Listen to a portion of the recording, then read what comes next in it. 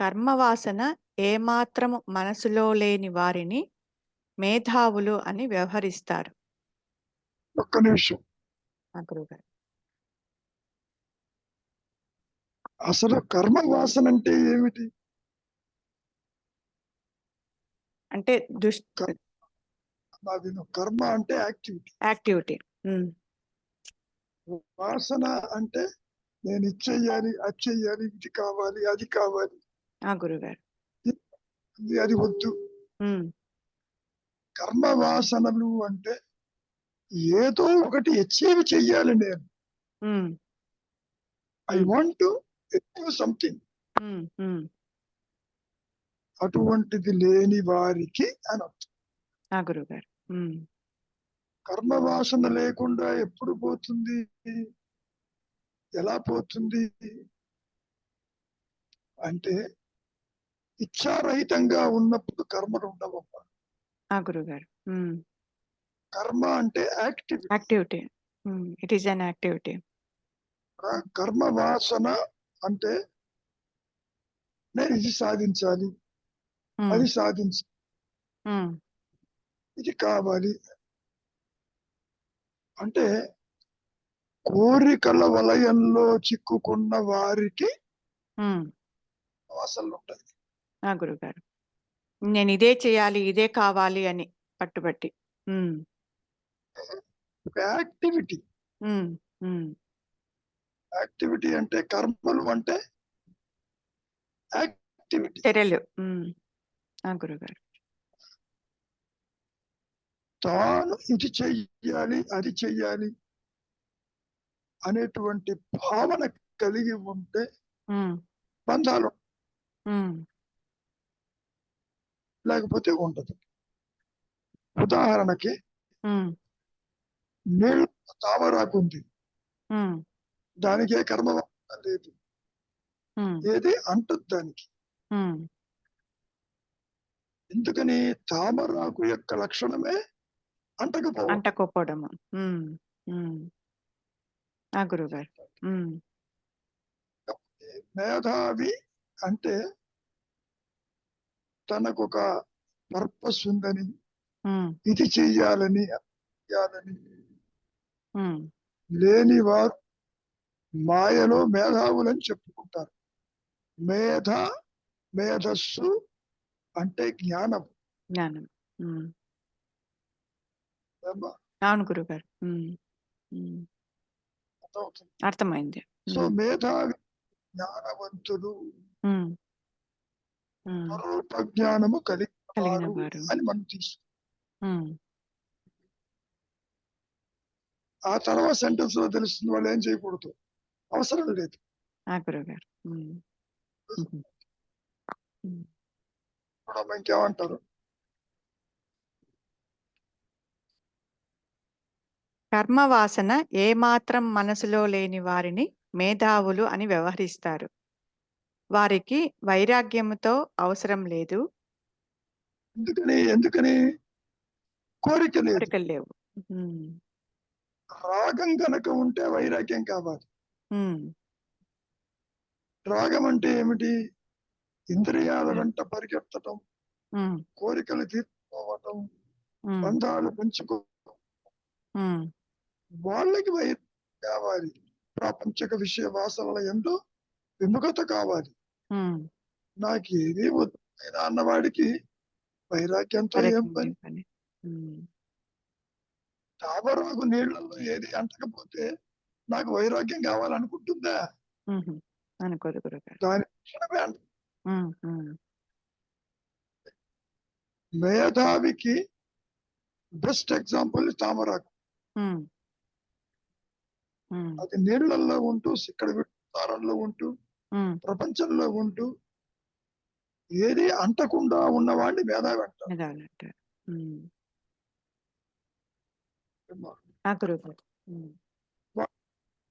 ఇవన్నీ కూడా మాయలో చెప్పుకునే కొన్ని విశేషాలు అంతే. అందరూ మేధావులే నా దృష్టిలో. కాకపోతే డిగ్రీ ఆఫ్ డిఫరెన్స్ తేడా. చూడమ్మా, ఇంకా ఏమంటారు? మననము సమాధి కూడా వారికి ఉపయోగింపవు. ఎందుకని మరణం దేని మరణం చేస్తాడు? అసలు కోరికే లేకపోతే మరణం ఎందుకు? ఆ గురుగారు. మరణ నిత్యాసతో పని లేదు. నీవు మాటి మాటికి బయటికి పోవాలంటే ఇంట్లో ఉండాలి. బయటికి పోవాలని లేని వాడికి ఇంట్లో ఉండమని చెప్పాల్సిన అవసరం ఏంటి? అవసరం లేదు.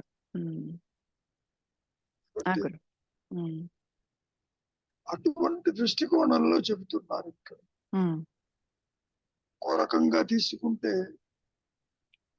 మనస్సు లేని వారిని మేధావి అంటారు. అహంకారము తల ఎత్తకపోతే మేధావి. మేధస్సు అంటే బుద్ధి, జ్ఞానం అమ్మా. గురుగారు. కుడి పక్కన ఉన్నది మేధా దక్షిణామూర్తి, మేధస్సు కలిగిన సమర్థవంతమైన ఆత్మస్వరూపం అని చెప్పుకోవాలి. నేను అంటా అది మేధస్సు. దక్షిణ అంటే సమర్థవంతమైన పక్కన జీవభావంతో. మేధస్సు is nothing but consciousness. When you are conscious of consciousness, మీకు సాధనతో ఏం పని? గురుగారు. ఆర్ ఆల్రెడీ అది గురుగారు. అంటే మేధస్సు అంటే హృదయం అని కూడా చెప్పుకొచ్చారు అనమాట. ఆ హృదయంలో తన సహజత్వంలో తానుగా నిలిచి ఉన్న వారికి వైరాగ్యంతో ఏం పని? సాధనతో ఏం పని? శ్రవణ మరణాదులు వారికి ఎందుకు?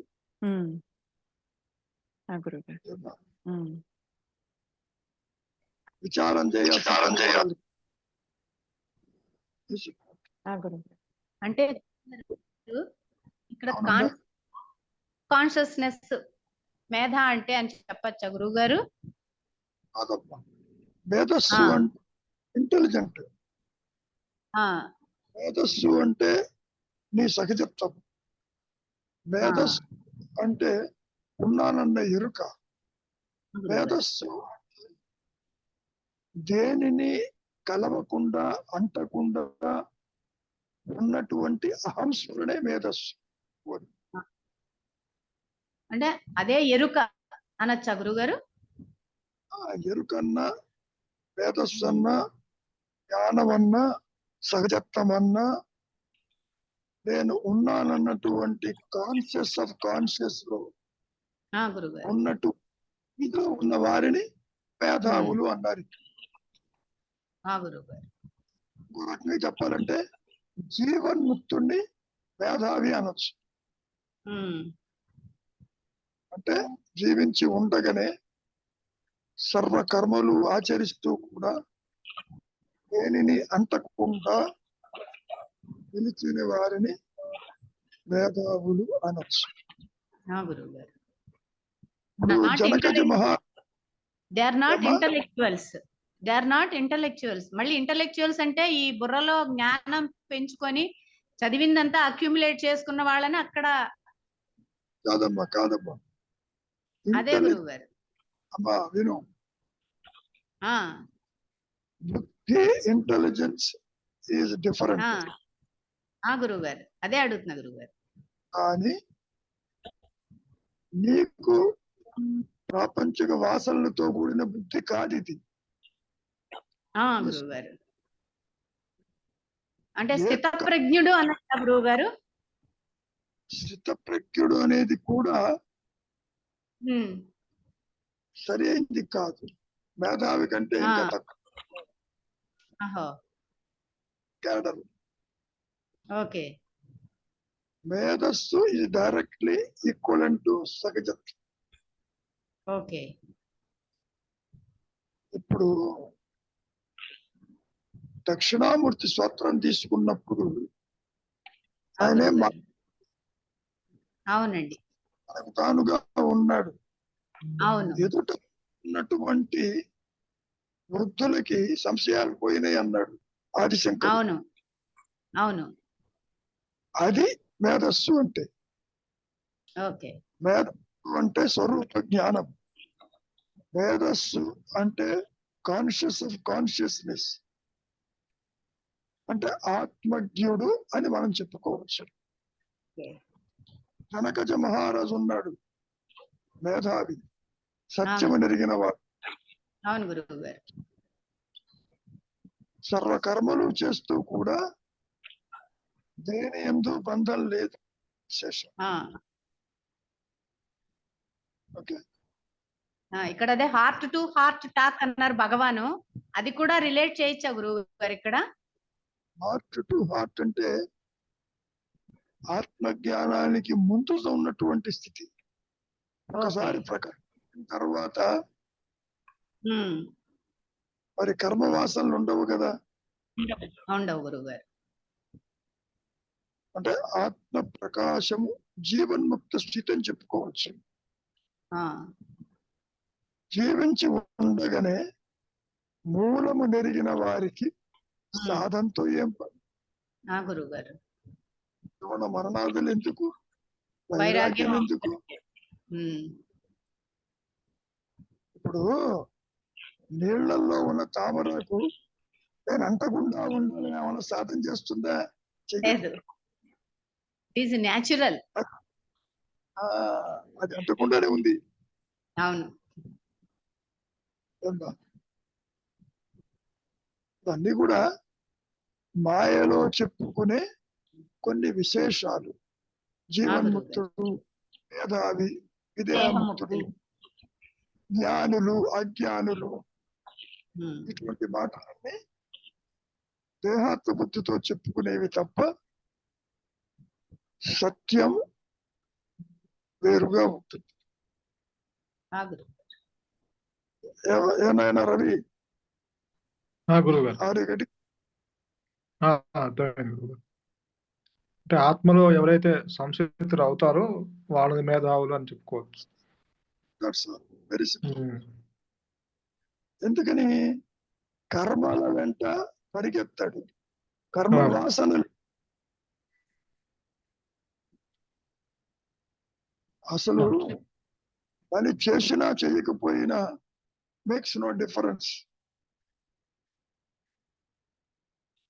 పైగా ఇంకో రకంగా తీసుకోవాలంటే కర్త లేని వారిని మేధావి అనొచ్చు. కర్త లేదు అక్కడ, కర్త లేదు.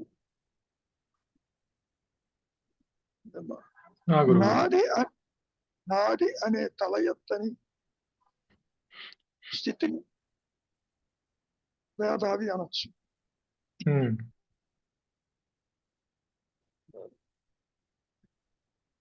సో నాది అనేటువంటి లేకపోతే నీకు వైరాగ్యంతో ఏం పని? ఇంకా మననము, నిధిధ్యాసము ఇవంతా అవసరం లేదు కదా. అది అంటే ఎవరిని గురించి చెబుతున్నారు?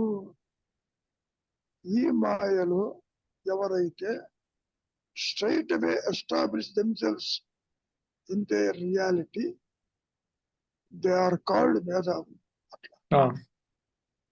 అది కూడా అనుగ్రహం చేతనే జరుగుతుంది. మనం అంటామే పుట్టుకతోనే జ్ఞాని అని, అట్లా. మరి ఎందుకు వచ్చారు వాళ్ళు? కర్మలు చేయరు కదా. To set an example for others. మాయలోకి ఎందుకు రావాలి? వాళ్ళ పర్పస్ ఏమిటి?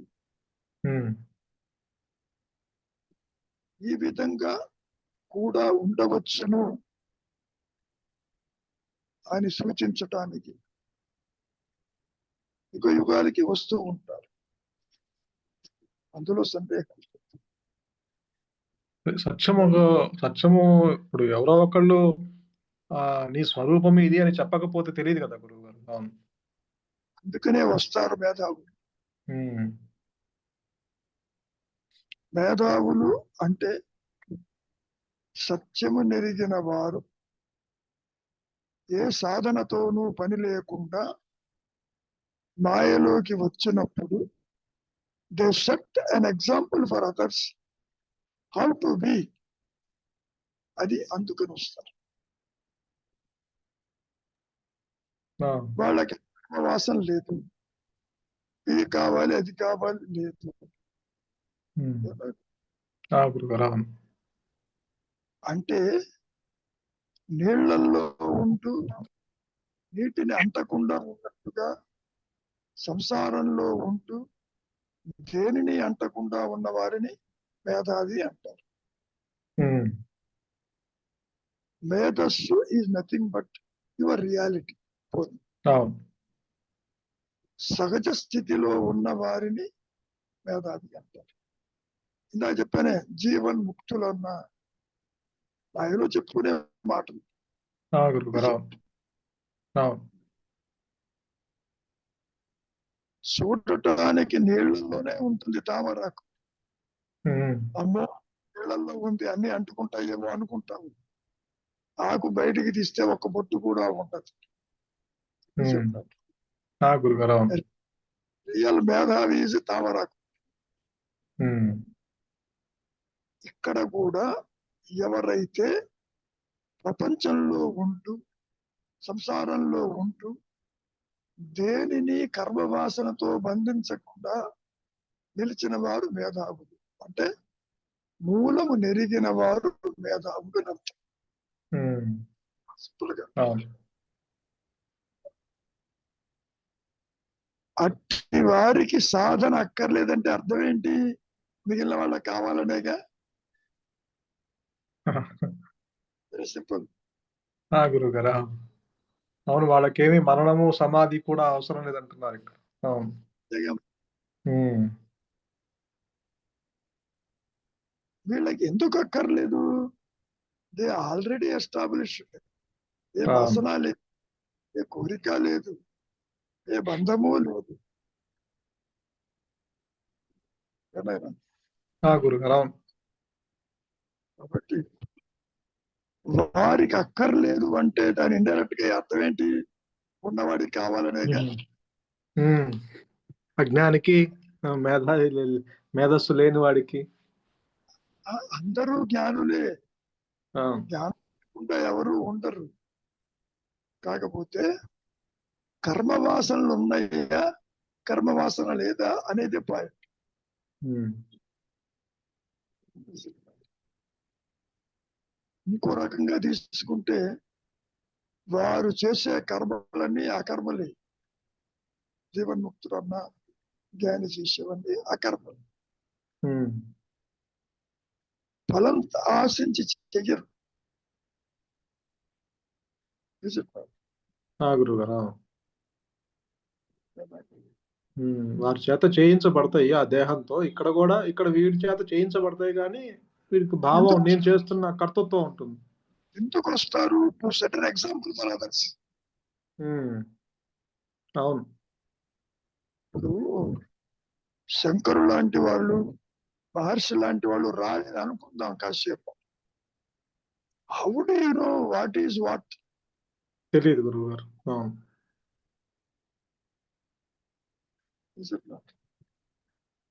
వాళ్ళు చెప్పిన గురువాక్యాలే మనకి ఉపయోగపడుతున్నాయి కదా ఇప్పుడు మనకి.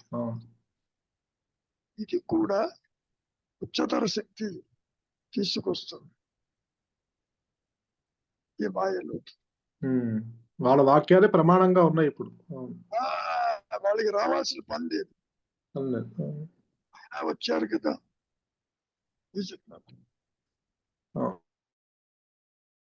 The purpose is very simple. To make others correct their ways. వీళ్ళు వస్తారు అట్లా. నిరాకారమైన చెప్పటానికి ఆకారం ధరించి రావాల్సి వస్తుంది. They are the living examples for directing him to the goal. గురుగారు అవును.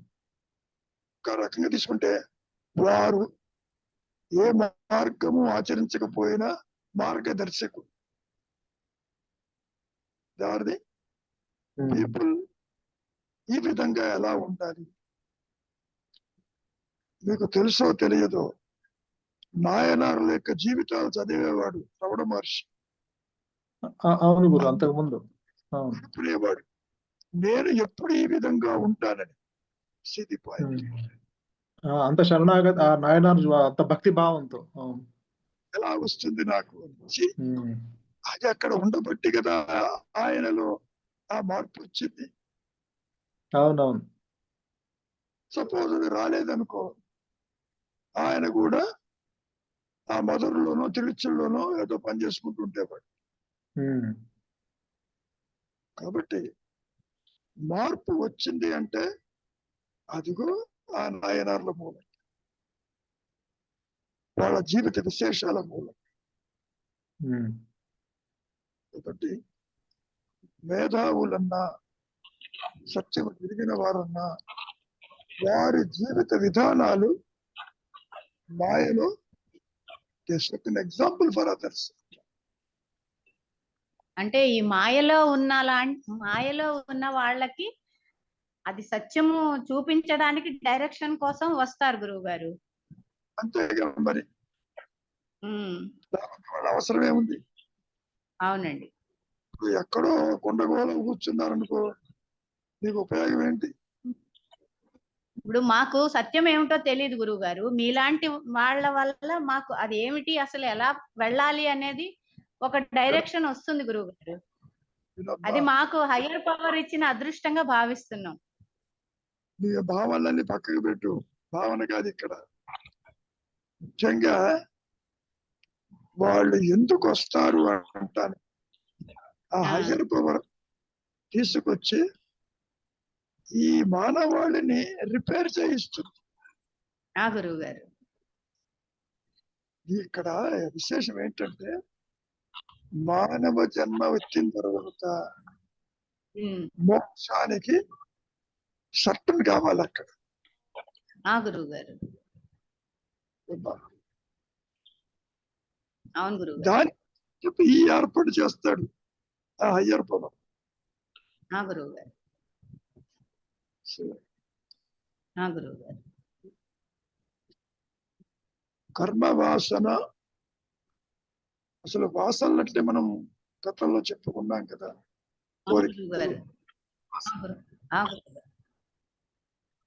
అదే పనిగా నేను ఎప్పుడు అచీవ్ చేస్తాను, నాకు ఎప్పుడు కావాలి, ఎప్పుడు కోరిక తీరుతుంది అనేటువంటి భావన ఉండదు. గురువు గారు కర్మ వాసన రాహిత్యం అనేది చాలా గ్రేటెస్ట్. అంటే వాళ్ళు పని చేస్తారు, ఫలితాన్ని అటాచ్మెంట్ ఉండదు. అంటే నీలో ఉన్నటువంటి యొక్క కర్మ ఫలాల అపేక్ష అక్కడ గురువు గారు ఫలాపేక్ష రహితంగా, వాసన రహితంగా కర్మలు చేస్తూ పోతుంటారు అని చెప్పుకోవచ్చు. గురువు గారు అర్థమైంది. ఏమన్నా రవి ఇంకేమైనా ఉందా? గురువు గారు అయితే ఇక్కడ వీడు కర్తలేని, ఇప్పుడు అంటే వీడు కూడా ఇప్పుడు కర్మ చేసేది కూడా ఇప్పుడు కూడా కర్తలేని కర్మలే చేస్తున్నాడు. కాకపోతే నేను కర్తలేని భావం కలిగి ఉంటున్నాడు. ప్రతి ఒక్కడు కూడా హయ్యర్ పవర్ చేస్తుంది, కానీ నేను చేస్తున్నాను అనుకుంటాడు సామాన్యుడు.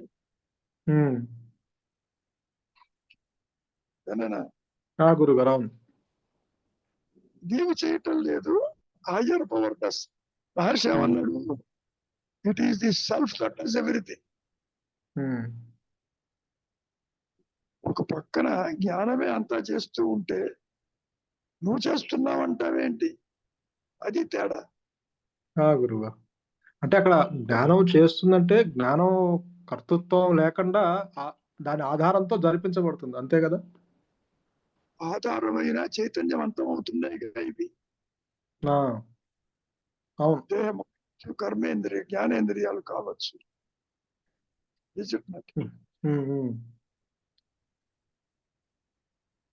అందుకే కంటికి కన్ను ఆత్మ అన్నాడుగా. గురుగారు అవును. చూడలేదు, అసలు చూచేది ఎవరు? ఆత్మే చూస్తుంది అన్నట్టుగా ఉంటుంది. ఉమ్, మళ్ళీ ఆ దేంతోనూ అంటదు, అంటది. దేంతోనూ కలపదు. ఉమ్, దేనితోనూ కలవకపోయినా సర్వకర్మలు ఆచరించేది అదేను, నీవు కాదని చెప్పు. ఉమ్. అంటే అది దాని ద్వారా జరిపించబడినా చేసినా చెయ్యనట్టే అంటారు కదా రమణ. అంతే, దాని అర్థం ఇదేనా గురువు గారు? అంతేగా. దాని ఎదుటే జరుగుతుంది అని చెప్పు. ఉమ్, నీవు అహంస్మరణ లేకుండా ఏ పని చెయ్యలేవు. Is it not? ఆ, అహంస్మరణ ఈస్ మేధస్సు, కాన్షియస్నెస్. Is it not? ఉమ్, నీలో ఒక ప్రేరణ రావాలి అంటే జ్ఞానం కావాలి. కానీ నువ్వు దేహం ఉంచితే ఏమనుకుంటావు? నేను చేస్తున్నానని కర్తృత్వంతో చెబుతున్నావు ఇక్కడ. ఆ, అందుకని మహర్షి ఏమంటాడు? ఆ నేను ఉందేమో చూడు, ఉమ్. నేను పోదు. అంటే క్రెడిట్ అంతా ఈ మాయానే తీసుకుంటుంది. ఉమ్, ఈ పాయింట్. ఎందుకని? మూలం తెలియదు కాబట్టి, తెలియదుగా. అభాస కాంతిలో ఉంది కాబట్టి. ఉమ్, కాబట్టి దీనికి ఆధారమైనది ఒకటి ఉన్నది, ఉమ్. ఆ మేధస్సు అని చెప్పండి. అదే తన తన యజమాని యొక్క మేధస్సును విస్మరించి తనే గొప్ప అన్న భావన కలిగి ఉంటుంది. ఏ విధంగా అయితే నీవు చేతితో పట్కారుతో పనులు చేయిస్తే నేను చేస్తున్నాను అనుకున్నట్టు, పట్కారు చేతిని పట్టుకోలేదు, పట్టుకోలేదు. చేసేది చెప్పినట్టు. కానీ పట్టకారే అన్ని చేస్తున్నట్టు అనుకుంటూ ఉంటుంది ఆ పనిముట్టు. ఆ వ్యక్తిత్వంతో కర్తృత్వంతో మాయా నేను చేస్తున్నాననేది ఉంటే ఇక్కడ కర్మ వాసన ఏర్పడింది. అట్టి దానికి సాధన కావాలి. ఎందుకు నేను చేయటం లేదు, చేసేది అదేం తెలుసుకోవటానికి. పాయింట్. గురువుగారు, శ్రవణ మననాదులు ఎందుకు, నితిధ్యాస ఎందుకు, అన్ని నిర్వర్తించేది ఆ హయ్యర్ పవర్, ఆత్మ అని చెప్పటం. గురువుగారు ముందు అసలు అంటే అసలు మెయిన్ మనకి కన్ఫ్యూజన్ గానీ అంటే మనకి అహంకారంతో ఉన్న ఆ మెయిన్ ప్రాబ్లం ఏంటంటే ఇదేనేమో, ఆ కర్తృత్వం అన్న భావనే కదా గురువుగారు. అన్నిటికన్నా ఎక్కువ బలాన్ని, అంటే అహంకారానికి బలాన్ని చేకూర్చేది. నీవు కర్తవి కాకపోయినా కర్తవి అనుకుంటున్నావు. అవును. నీవు పని చెయ్యకపోయినా నేను చేస్తున్నాను అనుకుంటున్నావు. నీవు పనిముట్టు అయినా నువ్వు చేస్తున్నావు అని అనుకుంటావు. అట్లా అవునా. సో ఈ సర్వాన్ని నడిపించేది ఆ హయ్యర్ పవర్ అని చెప్పటం. కానీ అది మళ్ళీ ఇదే చేస్తున్నాను అనుకుంటుంది. అనుకూలమైన ప్రతికూలమైన దాని సుఖ దుఃఖాలు మళ్ళీ ఇదే అనుభవిస్తుంది కదా గురువుగారు. ఎందుకని? కర్తృత్వం వల్ల. అంటే దానికి ఆ మనస్సు అంటే అంత ఆ విచారణ చేయదేమో. అంటే నేను చేస్తున్నాను అనుకుని మళ్ళీ దాని యొక్క ఫలితాలు అనుభవిస్తుంది కదా. అనుభవిస్తుంది కాబట్టి, తన కర్తను అనుకుంటుంది కాబట్టి. ఎప్పుడైతే నేను కర్తను కాదని తేలిపోయిందో, మరి కర్తృత్వం మరి హయ్యర్ పవర్ తీసుకుంది కదా, అది చూసుకుంటుంది.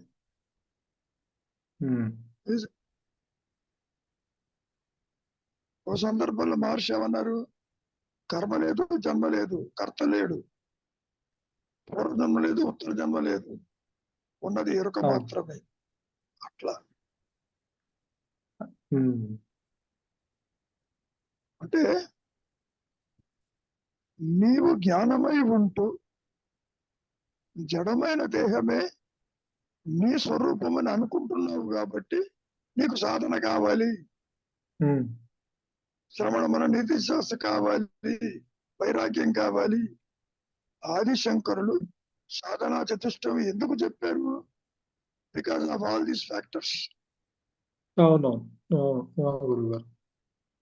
ఈజ్ ఇట్ లేదంటే కర్మ గురించి కానీ కర్త గురించి కానీ చెప్పాల్సిన అవసరం లేదు. అవసరం?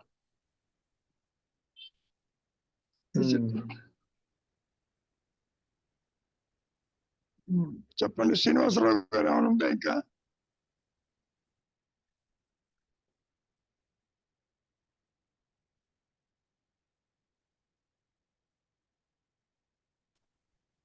చెప్పండి. కర్తృత్వాభిమానంతో చేసేవాడు మేధావంతుడు కాదు. కర్తృత్వాభిమానం లేకుండా చేసేవాడు ఆయన మేధావి. మేధస్సు అంటే జ్ఞానము అని చెప్తున్నాడు. వారికి అసలు తాను కర్తనం అనేటువంటి భావనే లేదు కాబట్టి వారికి సంఘము అనే మాట, దానికి సంబంధించినటువంటి పాపపుణ్యాలు కానీ సుఖదుఖాలు కానీ లాభ నష్టాలు కానీ ద్వంద్వాలు ఏమీ కూడా వారికి అంటుకోవు. వారు ఎప్పుడు ముక్త స్థితిలోనే ఉంటారు కాబట్టి వేరే సాధన ముక్తి అంటూ ఏమీ లేదు అక్కర్లేదు. వాళ్ళ స్టేట్మెంట్ అది నాకు అర్థమిస్తాను. కాబట్టి మూలము నెరిగిన వారికి కర్మ వాసన ఉండదు అని పాయింట్. ఎరుగుట అంటే ఫీలింగ్ ఉండదు. ఎరగటం అంటే ఉండటం. దేహం ఉంటుంది, తాను దేహం అని అనుకోడు. మహర్షి చెప్పారు కదా, దేహం కూడా ఆత్మే, ఆత్మని విడిచేది లేదు. నేను అంటే జ్ఞానమని, మూలము తెలిసి ఉండటం అంటే అట్టివారు మేధావులని, కర్మలతో పని లేదని, వారికి వాసన రాహిత్యమే ఉంటుందని. ఇంకో మాట కూడా అన్నారు కదా, వాసన రాహిత్యమే ముక్త స్థితి అని. వాసన అంటే ఇది చెయ్యాలి, అది చెయ్యాలి, ఇది కావాలి, అది కావాలి అనే తలంపు తలెత్తకపోతే అర్థం ఏంటి? మూలంలో ఉన్నట్టే మరి. కోరికతో కర్మ కామ్య కర్మ. ఏమైనా కోరికతో కూడిన కర్మ కామ్య కర్మ, లేనిది నిష్కామ కర్మ. అంతే కదా మరి. కర్మలు చేస్తారు కానీ దాని మీద బంధం ఉండదు. ఆ డిఫరెన్స్ అర్థం చేసుకోవడం చాలా కష్టం. దాని మీద రాగం లేదు కాబట్టి వేరే విరాగం ఉండదు ఆయనకు అక్కర్లా. కాబట్టి వాసన రాహిత్యమే అదిగో ఆ ముక్త స్థితి అని చెప్పుకోవచ్చు. ఇంకో రహస్యం ఏంటి? వాసనలు ఉన్నప్పటికీ బంధహేతువులా భోగహేతువులా, ఆ డిస్టింక్షన్ కూడా ఉంది అక్కడ. దాన్ని మనం వాసన అనము. యాక్టివిటీ జరుగుతూ ఉంటుంది, దాన్ని మర్చిపోతారు, తింటారు, తిరుగుతారు, అన్ని చేస్తారు. They don't carry anything with them. అట్లా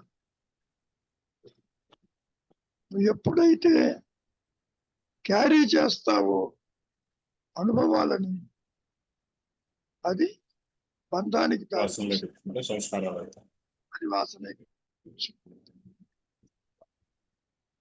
అందుకనే ఏమంటారు మహర్షి, గతాన్ని విస్మరించు, భవిష్యత్తుని స్మరించవద్దు. వర్తమానంలో ఏది చెయ్యవలసి ఉందో అది జరిగి తీరుతుంది. నీ చేత ఇష్టం ఉన్నా లేకున్నా అది చేయిస్తుంది. సో దాన్ని అర్థం చేసుకుంటే చాలు.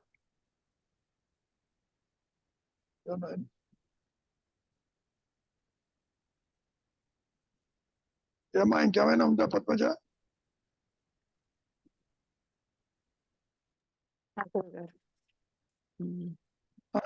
అంటే జీవన్ముక్తులు తిరిగి భూమిపైన రావడానికి వారి ఇచ్చ ప్రకారమే తిరిగి జన్మ తీసుకుంటారా గురుగారు, లేకపోతే కాదమ్మా, హయ్యర్ పవర్. హయ్యర్ పవర్ ఆ మాట కూడా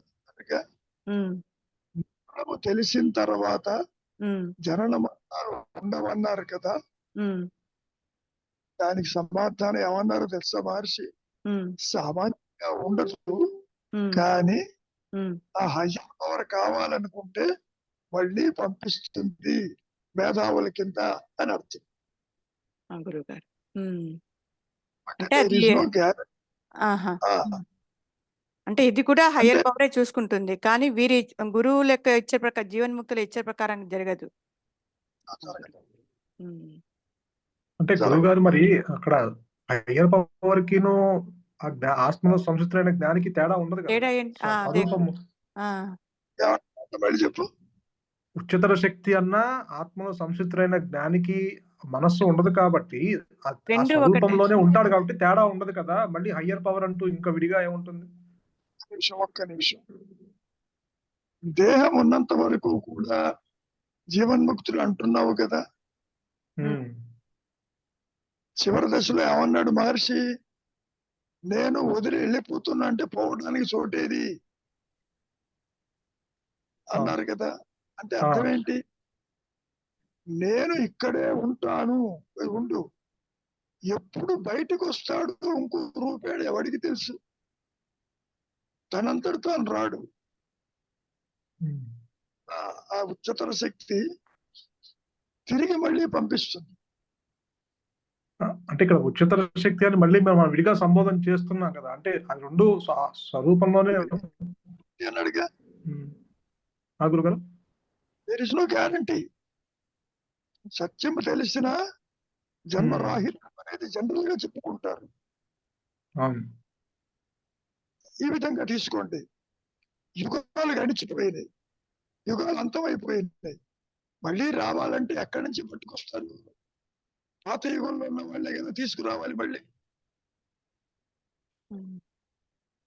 మరి ఇవన్నీ ఎవరు చేస్తారు?